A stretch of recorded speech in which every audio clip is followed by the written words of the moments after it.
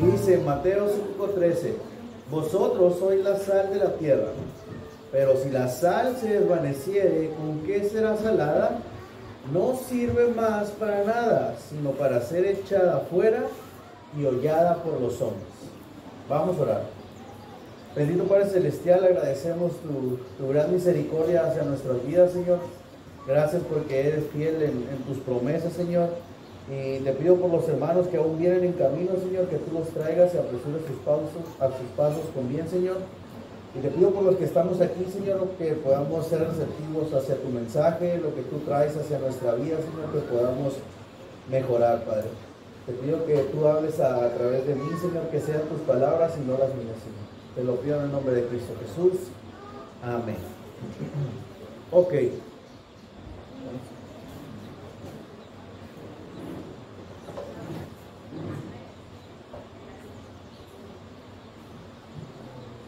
Entonces, ya sabemos más o menos de lo que se va a tratar la clase por el texto, que es la sal de la tierra. Entonces, la sal es el condimento más antiguo que se sigue utilizando por el hombre. La sal tiene su origen en la época del emperador Wang He, en el 2670 antes de Cristo. Entonces vemos la sal desde mucho tiempo. Pero en el libro de Job, que sobrepasa los 3500 años de que fue escrito, Job hace mención a la sal. En el capítulo 6, versículo 6 dice, ¿se comerá lo desabrido sin sal? Entonces, este condimento, como ya lo hemos visto en algunas predicaciones anteriores, sabemos que es para la conservación, para la conservación de los alimentos. Era tan preciado que se llegó a llamar el oro blanco. Fíjense qué interesante, oro blanco se llamaba. La palabra salario viene del latín salarium, pero también viene de sal. ¿Pero por qué viene de sal? Porque a los soldados romanos y a los funcionarios públicos de aquella época se les pagaba con sal, porque en ese tiempo era muy valioso. Entonces, cuando los soldados iban a la guerra, pues le daban su puñito de sal para que le echaran a sus alimentos y salían a la guerra, y cuando abrían sus alimentos, pues como la sal es un conservador, pues los alimentos todavía servían, duraban por más tiempo.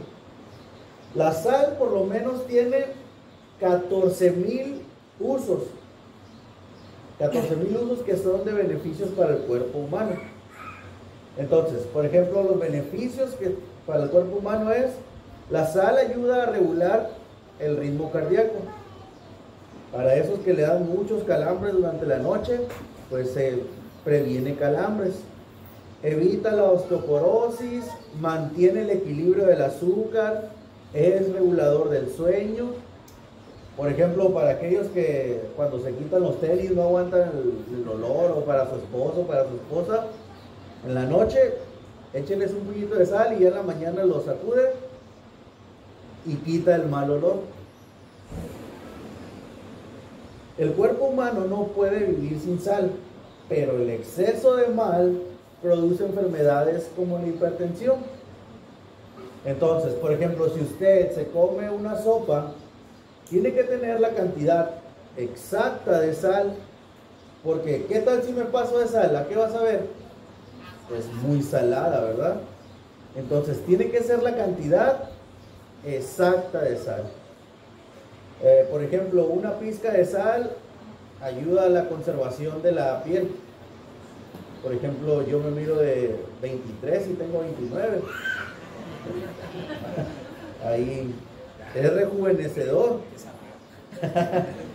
Entonces, ahora le voy a dar un consejo para las señoras. Los señores se pueden dormir un ratito, un minuto. Cuando usted está hirviendo los huevos, póngale sal y la cáscara, al momento de quitarla, se va a quitar mucho más rápido. Ya se pueden despertar los hombres. La sal se utiliza para muchas cosas. Para hacer jabón, en la industria de las pieles, para hacer ropa, para hacer vidrio, plástico, papel, pintura, cosméticos. Son muchos usos que tiene la sal. Entonces, para mí resulta aquí por qué Jesús utilizó el versículo 13, ustedes son la sal de la tierra. En Marcos 9:50 Jesús dijo, la sal es buena. Ahora, si la sal es buena, ¿para qué utilizan la sal los brujos? Pues para salar a la gente, ¿verdad? Ahí ya vieron el contraste. Tiene dos usos. Dice Dios, la sal es buena, pero los brujos la usan para hacer otras cosas. Entonces, en Mateo 5:13 dice, ustedes son la sal de la tierra. Entonces el discípulo ya es sal. No dice el discípulo va a llegar a ser durante un tiempo. El discípulo, después de que pase cierto periodo de prueba, va a ser sal. No, ya es sal. Significa que en el momento en cuanto una persona nace de nuevo, que viene a Cristo, se entrega a Cristo, se arrepiente de sus pecados, en ese momento nace de nuevo, desde ese momento tiene la capacidad de ser sal. O sea, una influencia para el mundo. Pero aquí Jesús tenía dos cosas en mente para la que se usaba la sal en ese tiempo. O sea, porque tenemos que entender el contexto cuando Jesús dijo, ustedes son la sal, tenemos que tener en mente y estudiar por qué Jesús dijo eso. ¿Qué pasaba en ese momento? ¿Qué se vivía en ese momento? ¿Qué valor tenía la sal en ese momento para poder entender este tema? Entonces, era para la conservación de los alimentos, porque en ese tiempo, pues no había refrigerador, no podías meter la carne al congelador. No había ni luz eléctrica. La luz eléctrica se creó el 21 de octubre de 1879 por Tomás Alva Edison. Y es que en ese tiempo pudo prender una bombilla durante 48 horas. Entonces no existía la sal. El refrigerador, la sal, sí. Entonces, cuando el discípulo nace de nuevo, ya tiene la capacidad de ser sal, esa cualidad de ponerle sabor a las cosas de la vida. ¿Ok? Pero tiene que ser con la medida exacta. Ahora el discípulo es la sal de la tierra.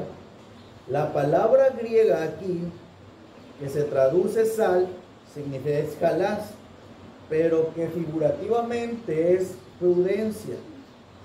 En Colosenses 4:6 dice, sea nuestra palabra sazonada con sal. O sea, quiere decir que lo que hables sea prudente. Pero prudencia, ¿alguien sabe lo que significa prudencia? ¿No? Ok, prudencia se entiende por cautela, moderación, es un equilibrio, es un balance, también es sensatez, buen juicio. En el diccionario de la Real Academia Española dice que es una virtud que consiste en discernir y distinguir lo bueno de lo malo. Entonces, ya teniendo esto en mente de la sal, todo el contexto de la sal, cuando Jesús dice que ustedes son la sal, tenía en mente dos cosas. Uno, para los que apuntan, su poder de conservación. Dos, la cualidad de dar sabor. Uno es el poder de conservación que tenía la sal y el otro es la cualidad de dar sabor. Uno, cuando dice su conservación, es que nosotros tenemos que guardar, tenemos que conservar las verdades del Evangelio y aplicar esas verdades en la medida exacta. O sea, darle el verdadero sentido a la palabra de Dios, el sabor. Vamos a Apocalipsis 3:8.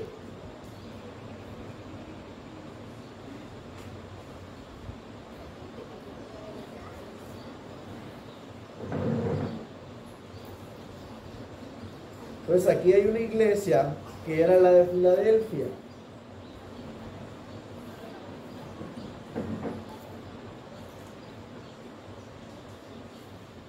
¿Ya lo tienen? Apocalipsis 3:8. Dice, yo conozco tus obras.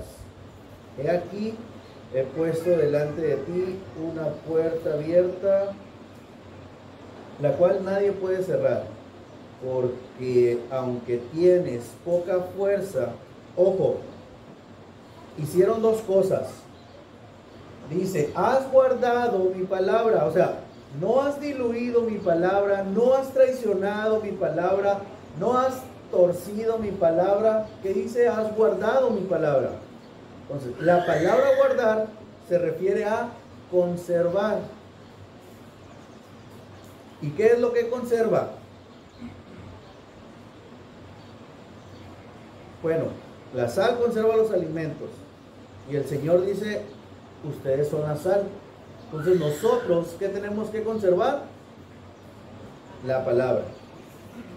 O sea, tenemos que guardar, protegernos y defender ¿de qué?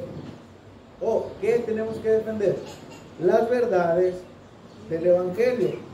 O sea, no diluir el mensaje, que se pierda el sabor. Tenemos que tener la medida exacta, y es lo que pasaba con la sopa que les decía ahorita. Si le echas mucha sal, pues la sopa va a saber salada, mala. Pero si le echas la cantidad exacta, vas a ver muy rica. Entonces, el Señor pide dos cosas: guardar mi palabra. Guardar celosamente, aunque nos provoque persecución, y ya lo hemos visto en otros temas que me ha tocado, y estas sean verbales o físicos. Que aunque tú vayas a tu trabajo y te digan que eres el monje loco, y a las mujeres digan que eres la Madre Teresa, entonces vas a tener muchas persecuciones por ser la sal. Pero dice que tenemos que guardar la palabra, no diluirla, no porque te estén diciendo cosas, pues ya no voy a decir nada en mi trabajo. No. Entonces, en el Antiguo Testamento hacían sacrificios porque tenían que entregar lo mejor a Dios. Las primicias, lo primero, lo mejor para Dios. Si tenías borrego, pues el mejor que tenías. Vamos a Ezequiel. Acompáñenme a Ezequiel.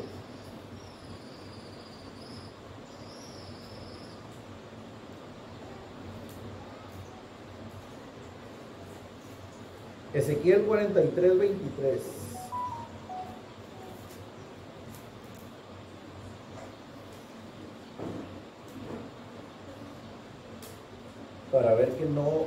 Para que vean que no estoy echando mentiras. O sea, tenías que entregar lo mejor para Dios. Lo que tenías, si sembrabas, si hacías otra cosa, tenías que darle las primicias a Dios. Ezequiel 43:23.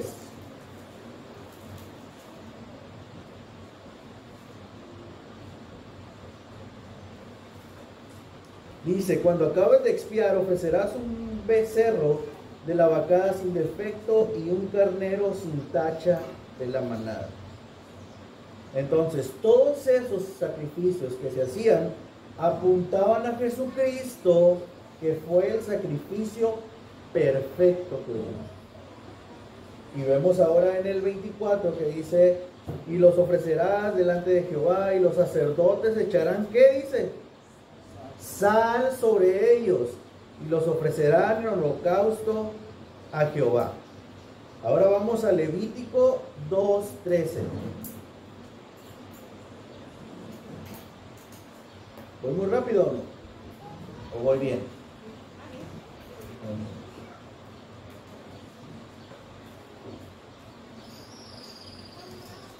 Levítico 2:13 dice, y sazonarás ¿con qué?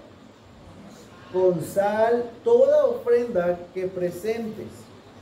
No harás que falte jamás de tu ofrenda la sal del pacto de tu Dios. En toda ofrenda tuya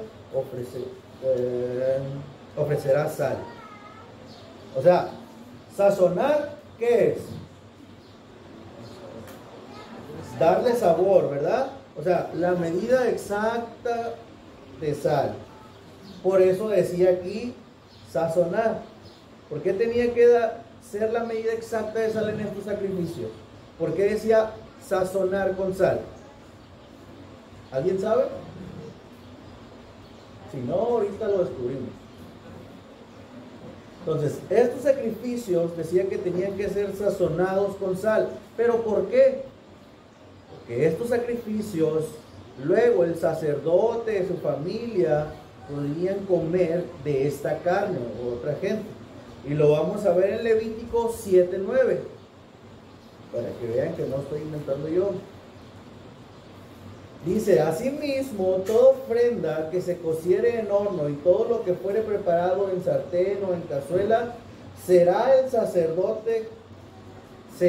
del sacerdote que lo ofreciere. ¿Ok? Ahí está muy claro. Y nos vamos otra vez a Levítico 2:3.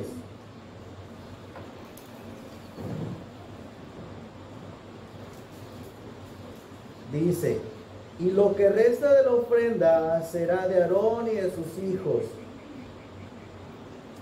¿Ya vieron por qué tenía que ser sazonada con sal?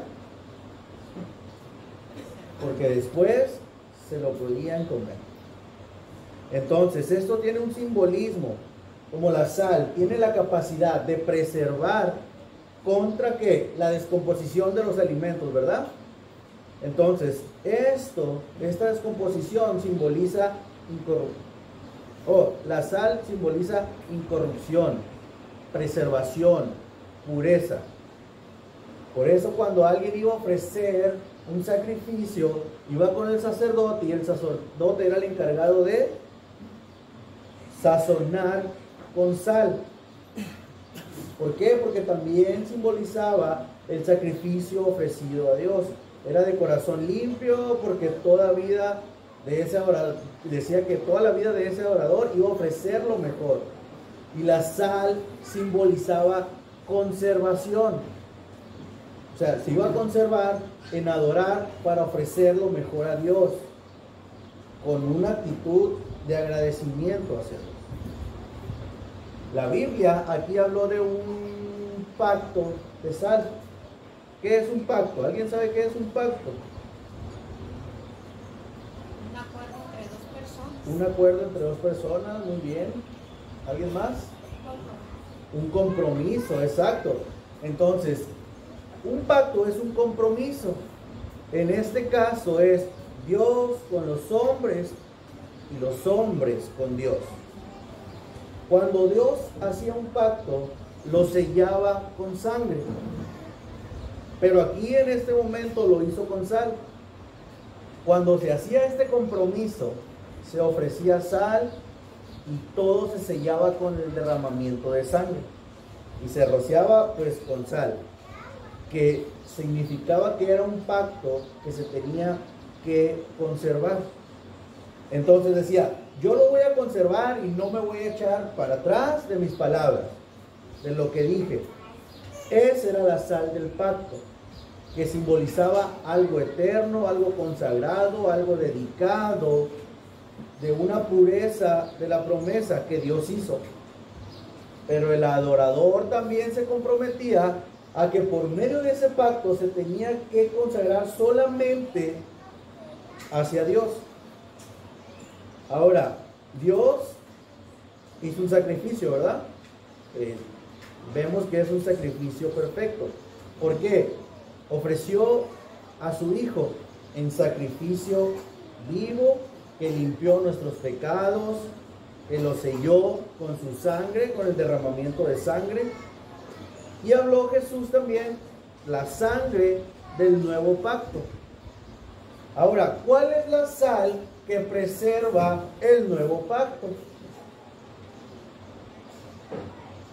¿Cuál es la sal que preserva el nuevo pacto? ¿No lo saben? Es el Evangelio, es decir, su palabra.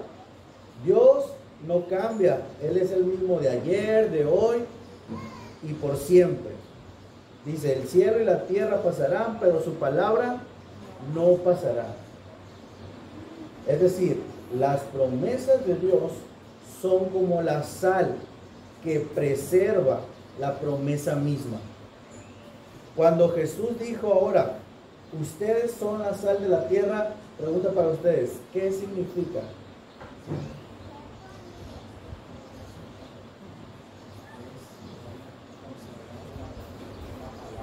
Exacto.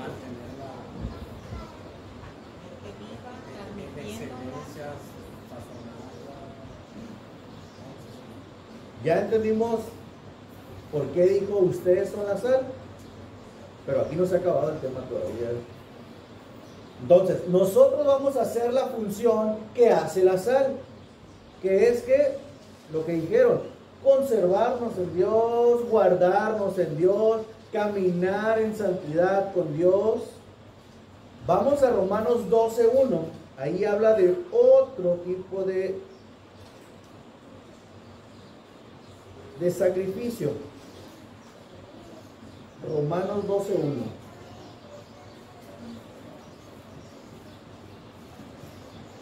Si alguien lo puede leer, por favor.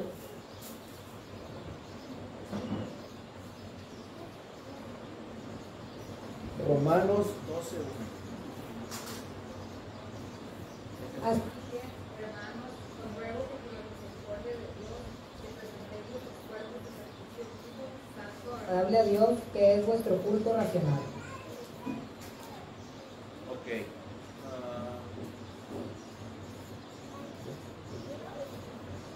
Entonces, esto es una alusión a los sacrificios que se hacían en el Antiguo Testamento. Nada más que aquí se ofrece otra cosa. ¿Qué se ofrece? ¿Un sacrificio qué? ¿Por qué dice sacrificio vivo? ¿A qué se referirá cuando dice sacrificio vivo? ¿Mande? A mí mismo. Exacto. Sí, o sea, nosotros nos ofrecemos de una manera voluntaria. ¿O alguien está aquí por su propia voluntad? Menos los niños. Entonces, o sea, significaba esa manera voluntaria de caminar en obediencia con Dios. O sea, tú te consagras de una manera voluntaria para guardar su palabra. ¿Por qué leemos la Biblia? Pues para conocer. Pero esa lectura de la Biblia fue porque alguien te estuvo pegando con el cinto para que la leí, ¿no? O sea, de una manera voluntaria yo voy y leo la Biblia. Otro ejemplo, cuando la Biblia dice, perdona al que te ofende. Ahora, como yo estoy vivo, tú estás vivo, te duele cuando te ofenden, ¿cierto o falso? Duele. Pero si tú perdonas, o sea, te estás negando a ti mismo, a lo que sientes, entonces lo estás haciendo de manera voluntaria. Entonces, eso es un sacrificio vivo. Eso es lo que le agrada a Dios. ¿Por qué? Porque como estás obedeciendo tu palabra y como tú estás vivo, el sacrificio es vivo, es más valioso. Antes, ¿qué hacían? Pues agarraron al animalito y lo amarraban y ya. No había para dónde hacerse. Somos esclavos por amor. Dice que es vuestro culto racional. Seguía diciendo ahí. O sea, que ese sacrificio racional, que venga en la Biblia. No hay que agregarle algo más. Como por ejemplo algunos tienen por costumbre, no, pues yo me voy a ir de rodillas a la basílica. Voy a caminar. He visto muchas personas en redes sociales que se van caminando desde Mochis hasta la iglesia de San Miguel. Entonces, esos sacrificios no vienen aquí. Esos sacrificios no necesita Dios. ¿Por qué? Porque tú haces un sacrificio de esos, que es caminar tanto tiempo, pero llegas a tu casa y sigues siendo el mismo ladrón, el mismo cualquier cosa.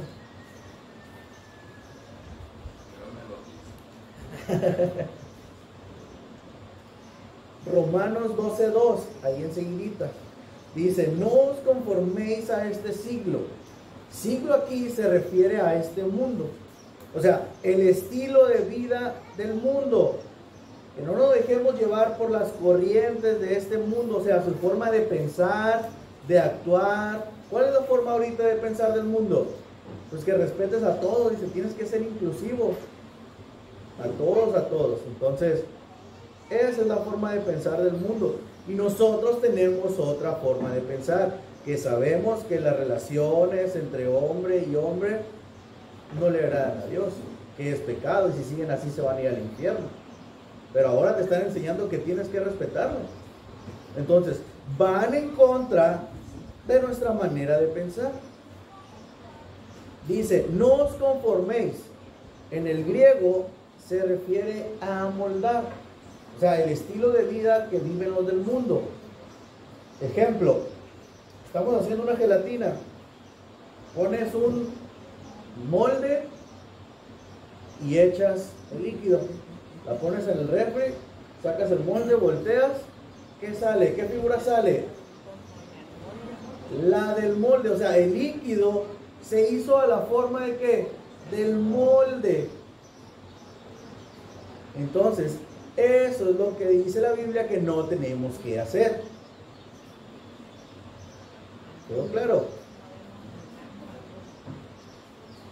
Entonces Pablo dice, no se amolden a la forma de vivir, sino que ¿qué? Transfórmense por la renovación de vuestro entendimiento. ¿El entendimiento dónde está? ¿En la cabeza o en los pies? Porque hay algunos que lo tienen en los pies. Porque tuercen la palabra, no entienden nada. O sea, por más que les dices, por más que lo instruyes en la Biblia, lo tienen en los pies.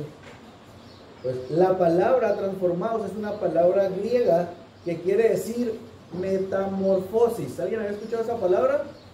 Metamorfosis. O sea, es una palabra que se utiliza para describir el cambio que tiene la oruga al convertirse en una mariposa. O sea, el ser un gusano que se arrastraba en la tierra sufre la transformación para crear una linda mariposa. Entonces, esto ilustra que antes éramos ¿qué? Unos gusanos, ¿verdad? Suena fuerte. O sea, éramos unos terrenales. Nos revolcábamos en todo lo que había. Pero un día vino Jesús a nuestra vida. Tuvimos esa metamorfosis gracias a Él. Y de ser unos gusanos, Jesús nos compara con unos águilas. Y no son de la América, ¿eh? Entonces, Jesús nos compara con águilas. Pero esa transformación viene cuando solo naces de nuevo. Entonces, ¿para qué necesitamos esta transformación? Conforme al texto. Para que comprobemos, o sea, para que sepamos y acordarnos la definición de sal, que es prudencia, cautela, discernimiento entre lo bueno y lo malo, cuál sea la voluntad, cuál sea la buena voluntad de Dios. Ahora, pregunto a ustedes, ¿cuál es la voluntad de Dios? Que seamos como Cristo. Exacto, nuestra santificación. Entonces, que os apartéis de las cosas corrompidas del mundo, y cada vez que nos apartemos más del mundo, ojo, esto no quiere decir que nos vamos a ir a Marte para apartarnos del mundo, ¿no? Sino nos vamos a apartar de la forma en la que vive el mundo, de la forma en la que piensa el mundo. Entonces, Dios ofreció a su Hijo Jesucristo en sacrificios por los pecados, pero lo selló con un pacto eterno de su sangre. Entonces, su palabra es como la sal que preserva y conserva sin corrupción el pacto que Dios hizo con sus hijos. Y así es como asegura Él esa vida eterna que nos regaló. Y la Biblia habla de ello. Es una vida incorruptible, nada lo puede corromper. Las promesas de Dios no envejecen. aún siguen vigentes. Jesús dijo, no se hagan tesoros aquí en la tierra, donde el óxido corrompe todo, que es la ley de la entropía, que todo tiende a envejecer. Un carro del 2019, ahorita, ya no es lo mismo, ya no vale lo mismo, ya no está en las condiciones que cuando lo sacaste de la agencia. Las sillas que ustedes están sentados ya no son las mismas, algunos tienen adornos abajo que son como chicles, se miran muy bonitas cuando las volteas. Entonces dice, por eso háganse tesoros allá en la tierra, donde el óxido no entra, donde no hay esa ley que envejece. Ahora, pregunto, ¿cómo hacemos tesoros en la tierra? Oh, en el cielo, perdón. Si están atentos, ¿verdad? Hasta se despertó, hermano Antonio, me equivoqué ya. Entonces, ¿cómo hacemos tesoros en el cielo?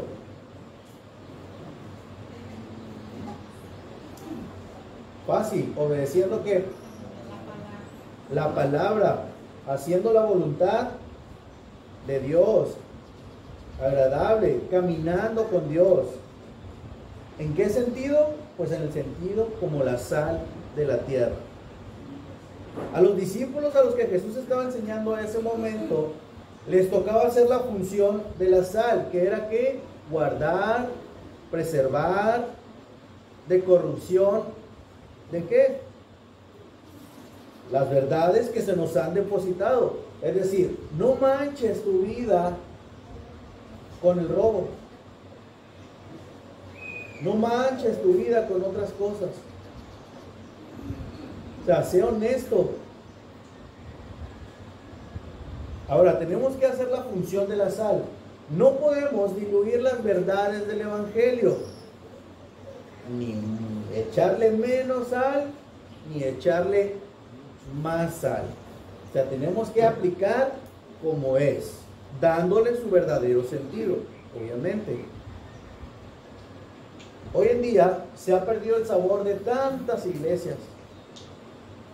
Está muy diluido el mensaje del Evangelio.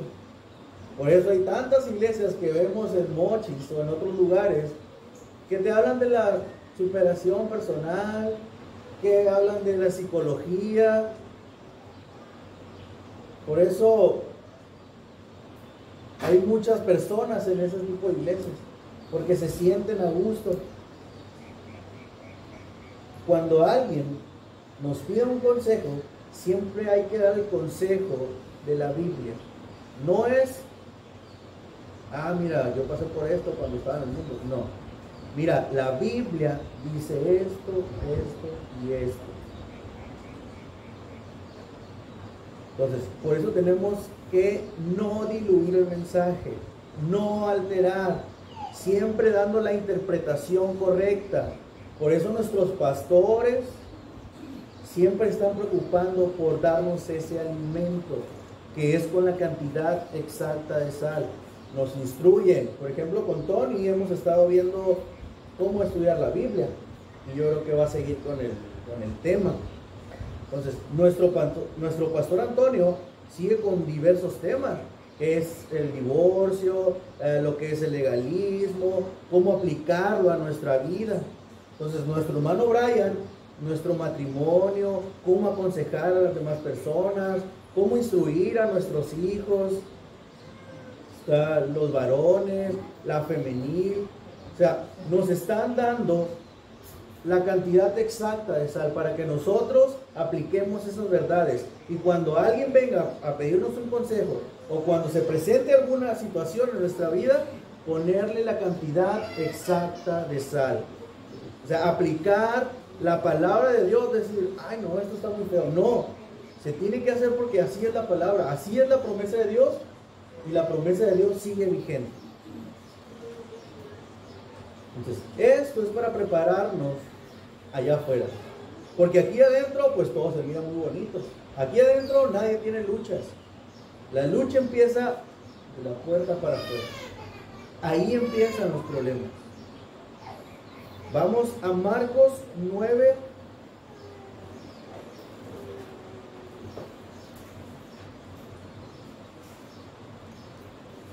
Nueve, 33 al 35.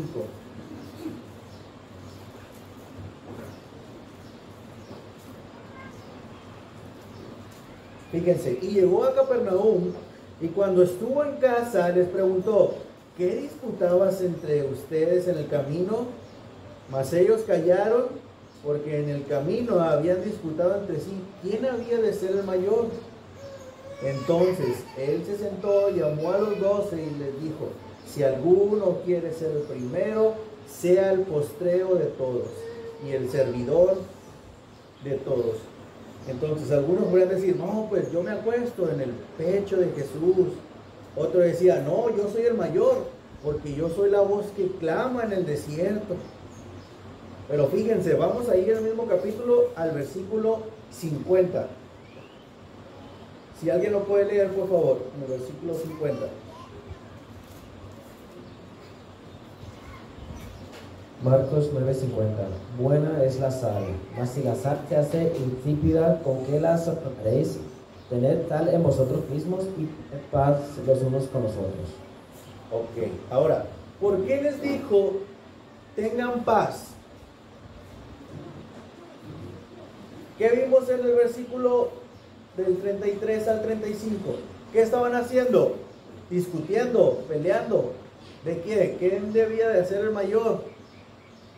Entonces, nadie fue capaz ahí de ser un pacificador, de sazonar el asunto para que se calmara. Por eso les dijo: tengan paz. Y seguimos ahí. Vamos a Mateo 5:13, por favor.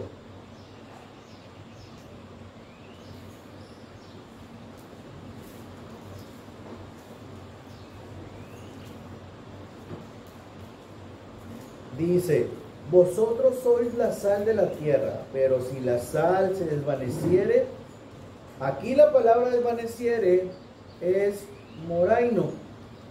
Esto tiene dos significados. Uno es alegórico y el otro es literal. El literal es que pierde su sabor y habla de que tiene que tener la medida exacta. El otro es volverse necio o enloquecer. Entonces, para el cristiano, nuestro libro de consulta, ¿cuál es? La palabra de Dios, la Biblia. Entonces, si yo soy un cristiano, ¿tengo que buscar respuestas en el psicólogo? ¿En los motivadores? ¿En la filosofía? No, ¿verdad? Mi libro de consulta para todo es... Porque si no, si yo busco las cosas en otras, si yo busco mis respuestas en otras cosas, entonces quiere decir que yo ya perdí mi sal, que soy un necio. Porque si uno dice: ay no, la Biblia me aburre. Una vez estaban en una junta de pastores y estaban tratando un asunto y uno llega y dice: bueno, hermanos, vamos a abrir la Biblia para ver qué es lo que dice Dios de este asunto. Y otro dice: ay no, ya vas a sacar la Biblia otra vez para esto. Entonces el otro le contesta: ¿y de dónde quieres que saque? ¿De lo que dice Aristóteles? ¿De lo que dice este filósofo? Vamos a 1 Timoteo 6:3. 1 Timoteo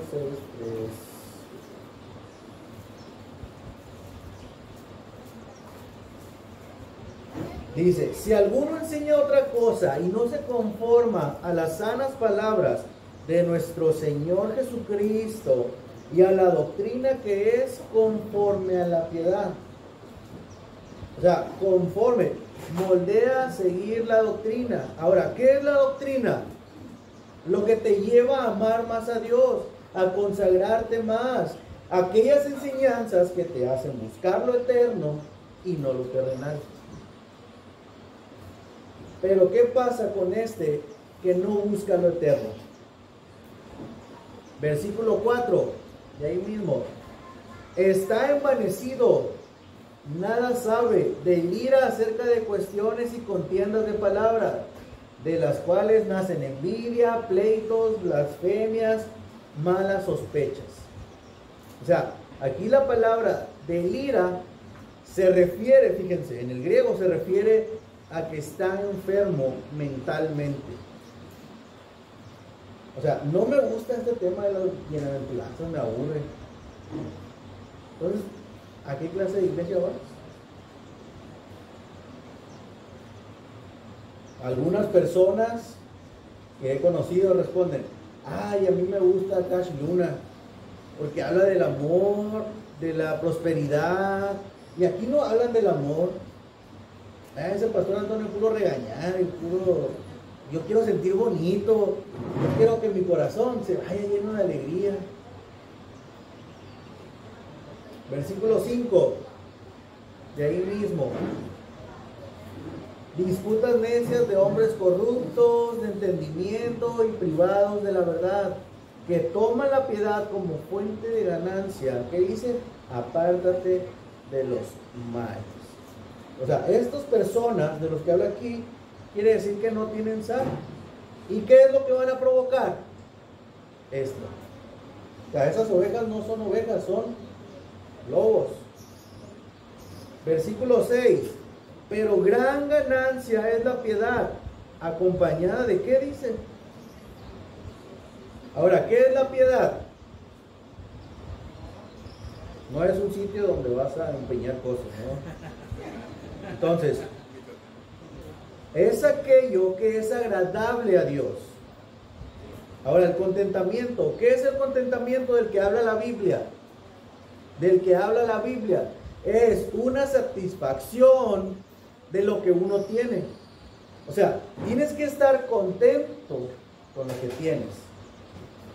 Que no andes haciendo tranza, robando en tu trabajo.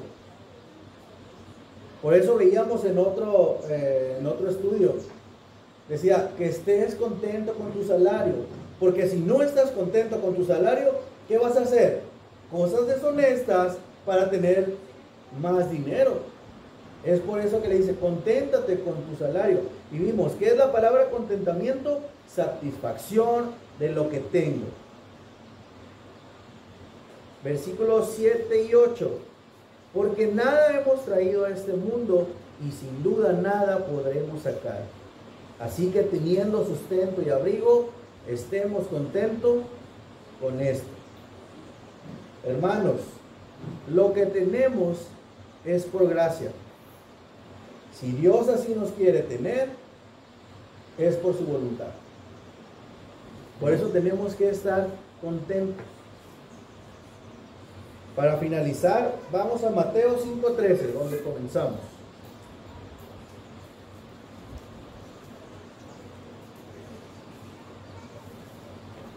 Pero si la sal se desvaneciere, ¿con qué será salada? No sirve más para nada, sino para ser echada fuera y hollada por los hombres. Entonces, en aquel tiempo, vamos a ponernos en ese tiempo cuando se dijo esto. En aquel tiempo, la sal la traían del mar muerto, o le decían mar salado. Pero había una sal que al contacto con otros productos químicos que se producían naturalmente, que tenía la tierra, producían y se mezclaban con la sal. Entonces hacían que esos químicos, la sal se volviera amarga. Entonces esa sal, pues uno que la vendía en ese tiempo sabía identificar esa sal. Entonces esa sal decían que no servía para nada. De la sola manera, una sola forma de que se utilizaba esa sal, ya ven que dicen que Roma tiene muchos caminos, que cualquier camino llega a Roma. Entonces Roma en ese tiempo se distinguía por hacer muchos caminos. Pero fíjese, esa sal que no servía, que era muy amarga, la echaban en los caminos. ¿Por qué? ¿Saben para qué servía esa sal? Para matar la vida que había. O sea, la vida de las plantas. Para que en ese camino no hubiera nada de vida. Entonces era tan nociva que mataba las hierbas. No más para eso servía. Entonces la gente caminaba por ahí y ¿qué hacía? Pues pisaba esa sal que no servía. Y Jesús dice, hollará a sus enemigos, o sea, pisará a sus enemigos, Él lo pisará. Los que predican en otras iglesias sin sal, los que sus testimonios no tienen o esa influencia hacia el mundo, no eran discípulos de Jesús. La meta aquí es ser como Jesús. Y ahora dicen muchos, yo quiero ser como cierto personaje, quiero ser como este. No, nuestra meta es ser como Jesús. ¿Por qué? Porque los otros tipos de cristianos no sirven para nada, sino para ser hollada. Por eso, hermanos, guardemos el Evangelio. Hay un animalito, ya ve que Jesús siempre utilizaba a ciertos animalitos para dar una ilustración. Y hay un animalito que se llama armiño. No sé si alguien lo conoce o ha oído de él. Entonces, en época de verano, su piel, su pelaje es café. Pero en tiempo de invierno se vuelve blanco. Pero tiene una cosa distintiva. En la punta de su cola es negra o café. Entonces, ese animalito es muy bonito, es casi el tamaño de una ardilla. Entonces, la piel de ese animalito blanca puede costar miles de pesos. Creo que decía como 25,000 pesos más o menos un saco. Entonces, ese animalito tenía una peculiaridad, que no se dejaba manchar por otras cosas. Entonces, era muy difícil cazarlo, porque era muy escurridizo. Entonces al momento de dispararle con una flecha o con algo, pues dañaba mucho su piel. Entonces al momento pues de quitársela, pues ya era menos la piel. Entonces un día que lo venía correteando un cazador, y ya ve que cuando hay deshielos y pasan animales sobre esa tierra, se vuelve como lodo, se vuelve como negro. Entonces ese animalito lo venía correteando el cazador, y cuando llega a esa parte del lodo, pues con su pelaje blanco, el animalito se desvanecía nomás. Y ya el cazador pues llegó y lo mató. Entonces el cazador dijo, ok, voy a probar la teoría de que si se llega a un charco de lodo, el animalito pues se va como a desmayar y lo puedo cazar ya sin lastimar tanto su piel. Entonces el cazador está ahí poniéndole trampas para que se vaya a ese tramo de lodo y arrinconado. Y cuando llega el cazador y corre el animalito, y cuando mira el charco de lodo que ya no tiene escapatoria, que está acorralado, se tira. El cazador llega y lo mata. ¿Cuál es la ilustración? No nos manchemos nosotros con el mundo. Pablo no se manchó. Pedro no se manchó. Entonces, hagamos la labor de la sal, que es preservar. Guardémonos en el Señor. Preservemos las verdades de Dios. Que nuestro mensaje sea sazonado con la sal exacta, que es la sal que confronta el pecado. Ni más ni menos, la cantidad exacta. No quiere decir que porque tú estás ofrendando 5,000 pesos vas a ser más santo que uno que está ofrendando 50. Es la cantidad exacta. Vamos a leer nuestra palabra. Seamos esa sal de influencia hacia el mundo.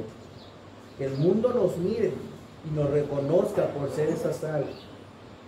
No que nos mire y diga, es uno más del montón de nosotros. Es igual que yo. Oye, ¿y cómo es esa persona? Normal. Igual que nosotros. Dice groserías a veces. No.